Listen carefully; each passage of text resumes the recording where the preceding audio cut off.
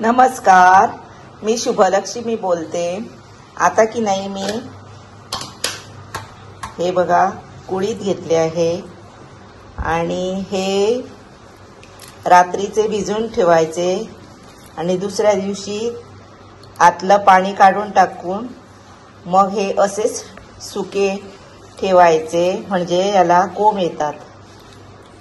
आता ह्या कुळीत आहे ना, त्या कुळटाची मी तुम्हाला बऱ्यापैकी रेसिपी म्हणजे त्याचा रोस करून दाखवते।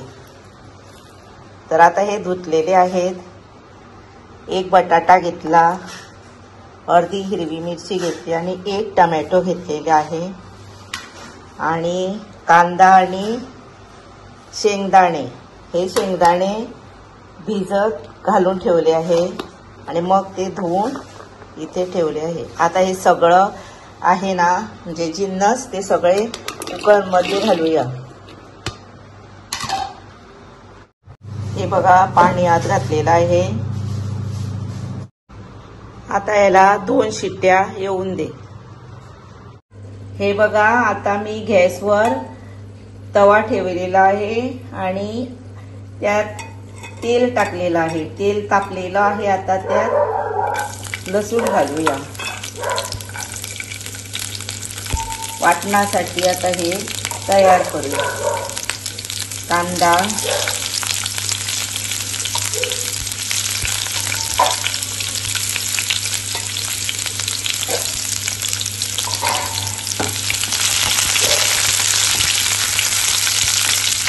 आता हा कांदा झालेला आहे। आता त्यामध्ये खोवलेला नारळ घालूया आणि आलं।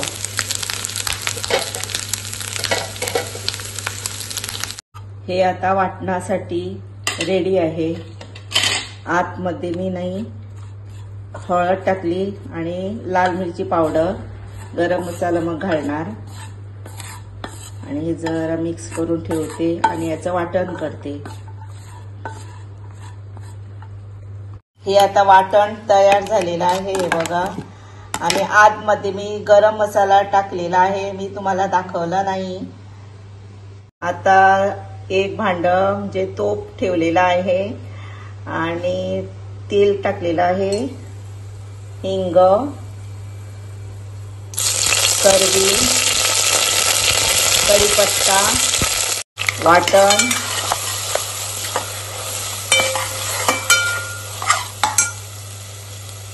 आणि उकडलेले कुळीत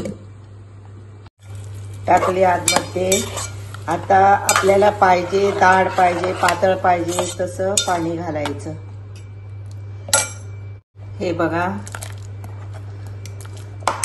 आणि आता 1 पिंच साखर, आपल्याला पाहिजे तर घाला, नको वाटतं तर नाही घातली तरी चालेल। मीठ, थोडं मीठ घालायचं। आम्ही उकडत असताना आम्ही मीठ घातलेलं। आणि यात मेन घालायचं म्हणजे कोकम, म्हणजे सोलं। हे बघा, याला उकळी बऱ्यापैकी आलेली आहे। आता त्यात की नाही मी कोकम म्हणजे सोलं दाखवते। हे बघा, हे 3 टाकते, जास्त आंबट आहे म्हणून 3च टाकते। आणि हे झालं आता कुळटाचा रोस तयार। तुम्ही पण असंच करून बघा। असा रोस केला की नाही चांगला लागतो, चवीला चांगला लागतो।